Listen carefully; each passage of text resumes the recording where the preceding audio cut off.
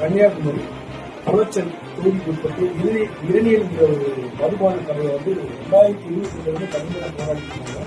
இப்போதைக்கு நாம் தமிழர் கட்சியோட சட்டமன்ற வேட்பாளர் சமூக கடுமையான போராட்டங்கள் பார்த்துருக்கோம். அது மட்டும் இல்லாமல் தொடர் போராட்டத்தில் நாம் தமிழர் கட்சி உருவாக்குறாங்க.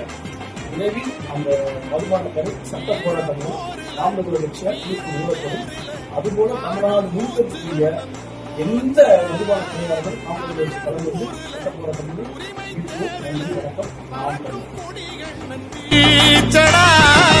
தலைவல் நெஞ்சத்தை சாதனை மஞ்சத்தை தொட்டு கண்ணில் வைத்து வணங்கிடடா. தமிழர் வேகத்தை முப்படை வீரத்தை படத்த வன்னி மண்ணை வாழ்த்திடடா.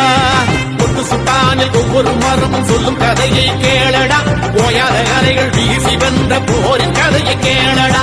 நின்று நிலைத்திடும் வீரத்தடங்களை கண்டி விதியை கேளடா.